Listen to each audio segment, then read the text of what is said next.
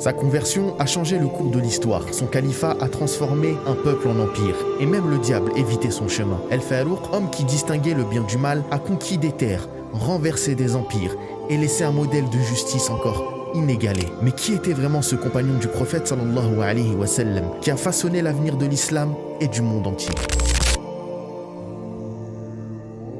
Aujourd'hui, on parle de Omar ibn al-Khattab, alias Abu Hafs. Né dans une famille de marchands du clan respecté des Banu Adi, qui fait partie de Quraysh, sa jeunesse n'est pas facile du tout. Imaginez, il doit souvent garder les troupeaux de son père, qui n'était pas vraiment du genre tendre. Omar lui-même dit: « Mon père était dur, il me faisait bosser sans relâche, et si je faisais pas ce qu'il voulait, je prenais cher. » Côté physique, Omar c'est un vrai costaud, un grand, fort, il se lance dans les activités physiques et militaires, comme la lutte, où il devient carrément une légende en battant les meilleurs lutteurs arabes de l'époque. Mais attention, ce n'est pas qu'un gars musclé, Omar est aussi un super orateur, un talent qui lui vient de sa famille, qui s'occupait de régler les conflits entre tribus. Du coup, il devient ambassadeur de Quraysh. Ultra attaché aux traditions, il est à fond contre l'islam à ses débuts, contrairement à Abu Bakr. Pour lui, le message de Mohammed est une menace pour l'unité de sa tribu. Il est même l'un des leaders des persécutions contre les premiers musulmans, et il était connu pour être sévère et redoutable. Omar est connu notamment pour boire pas mal. Un jour, énervé comme jamais, il décide carrément de tuer le prophète. Il sort de chez lui, épée à la main, prêt à en découdre. Mais en chemin, il croise une personne maligne qui lui dit: « Attends, t'as entendu ce qui se passe dans ta propre famille ?» Et là, Omar apprend que sa sœur Fatima et son beau-frère se sont convertis à l'islam en cachette. Furieux, il fonce chez sa sœur. Quand il arrive, il surprend un compagnon en train de leur enseigner le Coran. Omar débarque, hors de lui. Sa sœur courageuse lui tient tête en affirmant sa foi. Et là, fidèle à son tempérament explosif, il frappe son beau-frère et même sa sœur au point de les faire saigner. C'est là que tout change. Voyant le courage de sa sœur malgré la violence qu'il vient d'infliger, Omar est chamboulé. Il demande à lire ce qu'ils étudiaient. Sa sœur lui fait faire ses ablutions, il commence à lire Surat Taha. Et là, bam! Le cœur de Omar s'ouvre à l'islam. Il est touché par la grandeur et la beauté du Coran. Ensuite, il se rend chez le prophète sallallahu alayhi wa sallam à la maison d'Al-Arqam, où les musulmans se cachaient. Là, Omar prononce la shahada et devient le 40e converti à l'islam. Et c'est pas tout. La dua du prophète sallallahu alayhi wa sallam demandant à Allah de renforcer l'islam par la conversion de Omar ou d'Abu Jahl est exaucée. Sa conversion est un séisme à la Mecque. Omar, devenu l'un des plus grands défenseurs de l'islam, fait basculer la situation pour les musulmans. Grâce à lui, ils peuvent enfin afficher leur foi publiquement. Il va même défier les polythéistes en proclamant sa conversion devant tout le monde. Mais personne n'ose le toucher. Grâce à lui, les musulmans prient autour de la Kaaba en toute liberté. Et quand vient le moment de l'émigration vers Médine, Omar continue de montrer son courage de fou alors que les autres partent en cachette. Omar prend son épée et son arc, prie une dernière fois à la Kaaba et lance un défi aux Quraysh. Que celui qui veut que sa mère pleure son fils, que sa femme soit veuve et ses enfants orphelins, me suivent dans cette vallée. Et bien sûr, personne n'a osé le défier. Omar est un vrai game changer pour l'islam. Une fois arrivé à Médine, Omar ne lâche rien. Il est sur tous les fronts, participe à toutes les batailles et expéditions, comme celle d'Al-Hudaybiyah, à la libération de la Mecque. Il est même présent lors du pèlerinage du prophète sallallahu alayhi wa sallam. Et petit fait marquant, en 625, sa fille Hafsa devient l'épouse du prophète. Aux côtés du prophète, Omar et Abu Bakr forment un duo de choc. Mais ils ont deux styles bien différents. Abu Bakr, c'est la douceur incarnée. Il gagne les cœurs avec sa clémence. Omar, lui, c'est l'homme ferme, celui qui n'hésite pas à dégainer le sabre contre les adversaires. Ils sont complémentaires et ça marche super bien. Mais quand le prophète meurt, c'est un coup dur pour Omar. Il est tellement choqué qu'il perd un peu le contrôle. Heureusement, il reprend vite ses esprits et montre son sens politique en prêtant allégeance à Abu Bakr, ce qui pousse tout le monde à faire pareil. Ce geste aide à unir les musulmans dans ce moment critique. Omar devient ensuite le principal conseiller d'Abu Bakr. Au début, il n'est pas trop chaud pour que le calife lance des campagnes militaires contre les tribus apostates, de peur que cela n'attire des ennemis plus puissants comme les Romains ou les Perses. Mais plus tard, il admettra qu'Abu Bakr avait raison et louera sa sagesse, surtout après les événements marquants de la mort du prophète sallallahu alayhi wa sallam et des guerres d'apostasie. Omar encore et toujours au cœur des grands moments de l'histoire musulmane. Avant de mourir, Abu Bakr, après consultation des compagnons, désigne Omar comme son successeur, un choix qui paraît hyper logique vu la détermination, l'intelligence et le sens de la justice de Omar, même si certains craignent un peu sa sévérité. Mais Abu Bakr rassure tout le monde en disant: sa sévérité était nécessaire à cause de ma douceur. Une fois calife, il sera moins strict. Et il ajoute une punchline légendaire: si Allah me demande qui j'ai choisi comme successeur, je lui dirai que j'ai choisi le meilleur d'entre vous. C'est donc en août 634 que Omar devient officiellement le deuxième calife de l'islam, avec l'accord unanime des musulmans. Dès sa prise de fonction, il valide les campagnes militaires lancées par Abu Bakr. Al-Muthanna ibn Haritha, commandant du front irakien, vient demander des renforts à Médine. Omar ne ne perd pas de temps et à peine Abu Bakr est enterré, il rassemble les musulmans et fait un appel au djihad, convainquant de nombreux volontaires. Mais ce qui marque vraiment les esprits, c'est son discours d'investiture. Omar dit « Certains craignent ma rigueur, désormais elle sera réservée aux oppresseurs et aux injustes. Pour les pieux et les justes, je serai plus clément qu'eux-mêmes. Je ne laisserai personne commettre une injustice. Mais malgré ma fermeté, je resterai humble. » Ce discours rassure tout le monde et établit Omar comme un leader juste et droit. Omar prend aussi des engagements forts. Il promet de respecter les devoirs, de protéger les biens du peuple et d'augmenter leur aide. Il s'engage à prendre soin des familles des soldats partis en combat et demande aux musulmans de le conseiller dans le bien et de l'éloigner du mal. Sous son règne, chaque musulman a le droit de demander des comptes à son dirigeant.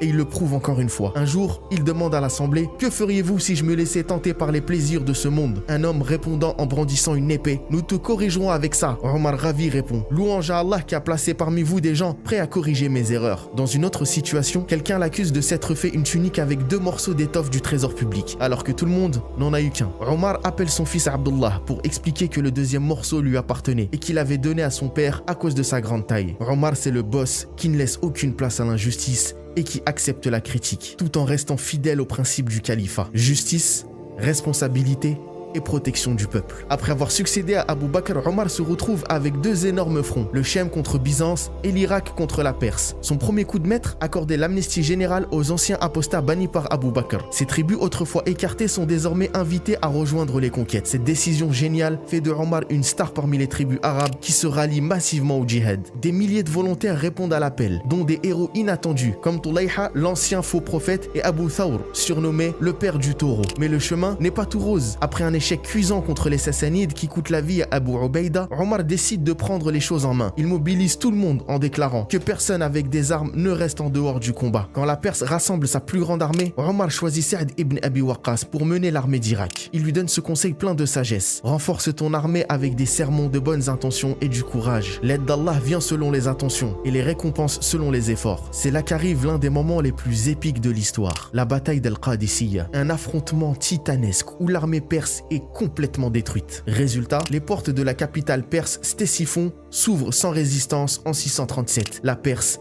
est en chute libre. 4 ans plus tard, l'empereur Yazdgard tente un dernier coup pour repousser les musulmans lors de la bataille de Nihawand. Encore une fois, l'armée musulmane triomphe. Omar lance alors une invasion massive de la Perse avec des campagnes coordonnées sur plusieurs fronts. C'est un succès total. En 644, après le début du califat de Omar, l'empire sassanide s'effondre définitivement et la Perse est sous contrôle musulman. Côté romain, Omar ne reste pas en reste. L'armée d'Abu Ubaïda, soutenue par Khalid ibn al-Walid, remporte victoire sur victoire en Syrie. Et lors de la légendaire bataille de Yarmouk, ils infligent une défaite dévastatrice aux Byzantins. Un vrai désastre pour l'Empire romain en Orient. Omar ibn al-Khattab, c'est l'homme qui a changé le cours de l'histoire. Des victoires épiques contre les Perses et Byzance à une stratégie militaire hors pair. Omar ibn al-Khattab entre à Jérusalem en 637. Le patriarche chrétien ne veut remettre la ville qu'à lui en personne. Et là, Omar met en place le célèbre pacte de Omar qui garantit aux habitants chrétiens une protection totale, sécurité des personnes, des églises, des croix et la liberté de culte. Aucune confiscation, aucune destruction, aucune conversion forcée. Un vrai exemple de tolérance. Le patriarche invite Omar à prier dans l'église du Saint-Sépulcre, mais Omar refuse. Pourquoi? Il ne veut pas que plus tard les musulmans utilisent ce geste pour transformer l'église en mosquée. Omar préfère prier dehors pour éviter tout malentendu. Ensuite, Omar se rend sur le mont du Temple, où il nettoie l'esplanade et initie la construction de la première version de la mosquée Al-Aqsa. Il autorise même les Juifs, bannis de Jérusalem pendant des siècles, à revenir s'installer. Sous Omar, les juifs et chrétiens persécutés par Byzance voient les armées musulmanes comme des libérateurs. Sur le plan politique, Omar instaure la liberté de culte pour les non-musulmans et met en place une économie qui limite les impôts, tout en encourageant le commerce en supprimant les anciennes barrières douanières. Et ça marche, le califat devient une force de prospérité. Omar gagne une réputation de conquérant éthique, toujours fidèle à ses serments et pactes. Quand un général lui demande s'il doit respecter un traité obtenu par la ruse, Omar répond « Allah valorise l'honnêteté, sois fidèle, toujours fidèle ». Après la peste qui frappe l'armée en Syrie, les Moudjahidines continuent d'avancer. Ils conquièrent la Jazira, l'Arménie, l'Égypte et progressent jusqu'aux confins du Maghreb. Sous Omar, ces victoires ne sont pas seulement militaires, mais aussi le résultat de sa stratégie et de sa diplomatie diplomatie brillante. Il évite une alliance entre les Perses et les Romains, préservant ainsi son empire. Mais voilà le twist. Malgré les succès, Omar décide de stopper l'expansion du califat. Pourquoi? Il pense que les limites logistiques sont atteintes. Il craint que ses soldats ne perdent leur discipline face aux civilisations conquises. Omar interdit à ses troupes de posséder des terres en dehors de l'Arabie et fonde des villes garnisons comme Fostat, le Caire aujourd'hui, Koufa et Bassora pour maintenir l'ordre. Enfin, avec la croissance rapide de l'Empire, Omar met en place une structure politique et administrative pour le gouverner. Il comprend que le pouvoir ne repose pas que sur la conquête, mais sur une bonne gestion. Omar, c'est donc un génie de la guerre, un maître en diplomatie, mais aussi un bâtisseur d'État. Omar ibn al-Khattab, c'est pas juste un conquérant, c'est aussi un réformateur visionnaire. Face à l'expansion rapide du califat, il met en place des réformes révolutionnaires pour gérer l'Empire musulman. Il crée des institutions clés, comme un registre pour les soldats et vétérans, un service d'archivage, une police pour maintenir l'ordre et même une première version d'un ministère de la guerre. Tout est sous contrôle. Sur le plan symbolique, c'est Omar qui introduit le titre de Amir al-Mu'minin, commandeur des croyants, et qui fonde le calendrier islamique, débutant avec l'hégire. Il structure le califat en provinces politiques et militaires, chacune dirigée par un wali, un gouverneur, choisi pour son intégrité. Et attention, pas question de laisser ces gouverneurs faire n'importe quoi. Omar leur impose un code strict, pas de luxe, pas de repas raffinés. Ils doivent avant tout être justes, diriger les prières et veiller à la répartition équitable des ressources. Omar est aussi intransigeant sur l'intégrité, pas de népotisme chez lui. Même si un membre de sa famille est compétent, il ne l'impliquera pas dans les affaires de l'État. Aucun gouverneur ne reste en poste plus de 2 ans pour éviter toute dérive locale. Et autre détail qui change tout, les fonctionnaires n'ont pas le droit de pratiquer le commerce pendant leur mandat. Ça, c'est pour éviter la corruption. Omar ne s'arrête pas là. Il crée un service pour examiner les plaintes contre ses agents, un peu comme un tribunal administratif avant l'heure. Il s'occupe personnellement des dossiers et lors du pèlerinage, il déclare: si quelqu'un subit une injustice, qu'il vienne me le dire, et par Allah, je lui permettrai de se venger du coupable. Omar, c'est la justice incarnée. Enfin, pour s'assurer que tout marche, il envoie Mohammed ibn Maslama, son homme de confiance, comme émissaire spécial pour enquêter sur les plaintes. Omar est partout et veille à ce que chaque musulman soit traité avec équité. L'histoire de Omar ibn al-Khattab regorge de moments forts où la justice et l'intégrité priment, peu importe le statut des personnes impliquées. Par exemple, Omar n'hésite pas à convoquer ses gouverneurs à Médine pour les juger en personne. C'est le cas de Al-Mughira ibn Shu'ba, héros de la campagne d'Irak, accusé à tort d'adultère. Bien qu'il soit finalement blanchi après enquête, Omar lui donne un avertissement sévère. Par Allah, si les témoins avaient été au complet, je t'aurais fait lapider. Un autre événement marquant montre le sens aigu de la justice de Omar. Le cas du copte égyptien et du fils de Amr ibn al-As, gouverneur d'Égypte. Le jeune chrétien avait été battu sans raison par le fils du gouverneur, vexé d'avoir perdu une course de chevaux. Dès qu'il apprend l'affaire, Omar convoque immédiatement Amr et son fils à Médine. Lorsqu'ils arrivent, Omar ordonne à l'Égyptien de se faire justice lui-même en frappant le fils de Amr avec un fouet. Puis il propose au copte de faire de même avec Amr ibn al-As, car son autorité avait permis à son fils d'agir ainsi. Le copte refuse, mais Omar conclut avec cette phrase mémorable: comment osez-vous traiter les gens comme des esclaves alors qu'ils sont nés libres? Omar est également précurseur d'un État-providence. En 636, il met en place un système d'allocation publique pour les citoyens, à commencer par les compagnons du prophète et les vétérans de guerre. Mais son aide va bien au-delà. Orphelins, veuves, handicapés et même non-musulmans, tout le monde a droit à un soutien, qu'il s'agisse de nourriture, de vêtements ou de montures pour les déplacements et la guerre. Le trésor public, Baytul Mal, est là pour s'assurer que personne ne soit laissé pour compte. Omar s'inquiète aussi de l'approvisionnement en nourriture de la population grandissante de Médine.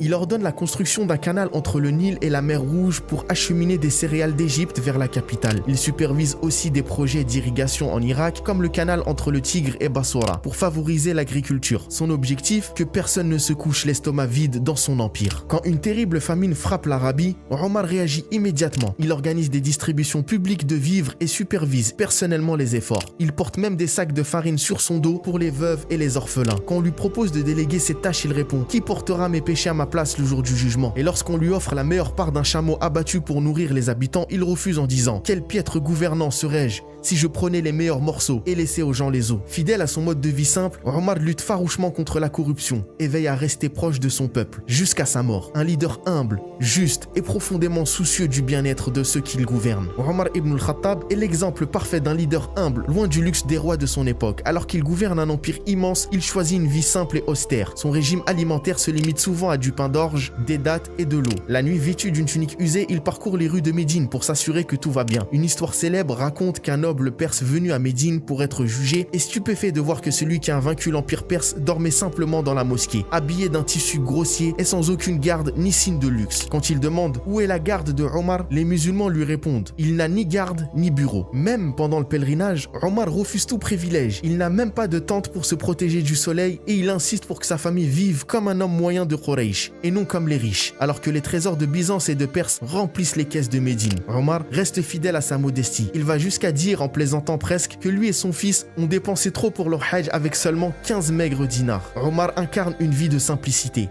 Même en étant à la tête du califat le plus puissant de son temps, sa force résidait dans son humilité et son sens aigu de la justice. Une combinaison qui a inspiré respect et loyauté parmi son peuple et ses ennemis. Omar ibn al-Khattab avait toujours prié: ô Allah, accorde-moi le martyre sur ton chemin et la mort dans la ville de ton messager. Après 10 ans de califat béni, sa prière a été exaucée. Parmi les captifs de guerre amenés à Médine se trouvait Abu Lu'lu', un soldat perse capturé à la bataille d'Al-Qadisiyah, nourrissant des intentions sombres, peut-être à cause de rancune personnelle ou de conspiration perse. Abu Lu'lu' a décidé de mettre fin à la vie de Omar. Un matin, alors que Omar dirigeait la prière du Fajr, Abu Lu'lu', caché dans la mosquée, est sorti de l'ombre avec une dague empoisonnée et l'a poignardé 3 fois. Dans sa fuite, il a tué plusieurs autres musulmans avant de se donner la mort. Gisant dans son sang, Omar est resté fidèle à son devoir. Avant de succomber, il a désigné Abdurrahman ibn Aouf pour terminer la prière. Même gravement blessé, Omar a survécu 3 jours, le temps de former un comité de compagnons chargé de désigner son successeur au califat. Quand son fils Abdullah lui a appris que son assassin n'était pas musulman, Omar a remercié Allah de ne pas être tombé sous les coups d'un musulman. Omar a ensuite demandé à Aïcha l'autorisation d'être enterré aux côtés de ses 2 amis les plus proches, le prophète sallallahu alayhi wa sallam et Abu Bakr. Une fois la permission accordée, Omar a déclaré que rien ne lui était plus cher. Il a alors rejoint son créateur décédant le 3 novembre 644, au même âge que le prophète et Abu Bakr. Avec la mort d'Al-Farouq, celui qui distinguait le vrai du faux, le monde musulman a perdu un leader exceptionnel. Omar, par son comportement et son éthique, a laissé derrière lui un modèle de gouvernement exemplaire. Ses propres mots résument parfaitement son engagement. Ô Seigneur, chaque musulman est sous ma responsabilité et je suis un refuge pour tous les musulmans. Pour Omar, le calife était le bouclier des croyants, dont la seule justification du pouvoir était de protéger le peuple et de le guider vers la réussite, ici-bas et dans l'au-delà. Ici, si un seul membre de la Oumma souffrait, Omar en était profondément affligé. Inversement, la nouvelle d'un succès dans l'Empire le remplissait d'une joie indescriptible. Chaque décision de son califat en témoigne, bien qu'il ait été l'architecte de l'une des plus grandes expansions militaires de l'histoire. Il refusait toujours de se lancer dans des campagnes hasardeuses, chaque risque était soigneusement évalué. Omar rassurait les familles en promettant que les troupes ne seraient pas tenues éloignées d'Arabie trop longtemps et assurait la protection des épouses et des enfants des combattants. Il veillait avec une grande rigueur à chaque dirham du trésor public et exerçait un contrôle ferme sur ses subordonnés. Malgré son pouvoir, il marchait dans les rues de Médine comme un simple musulman, sans garde du corps, s'assurant lui-même de la sécurité de tous et accomplissant des œuvres de charité, souvent anonymement la nuit. Omar avait une vision claire de la foi, de son rôle en ce monde et il comprenait profondément ce qui séparait le vrai du faux. Son avertissement aux générations futures résonne encore. Les liens de l'islam seront défaits un à un lorsque naîtra une génération qui n'aura pas connu l'ère de l'ignorance. Qu'Allah soit satisfait de Omar ibn al-Khattab, le calife juste. C'était Narrateur Anonyme. N'oublie pas de liker, de t'abonner et de partager si tu as aimé. Et je vous dis à bientôt.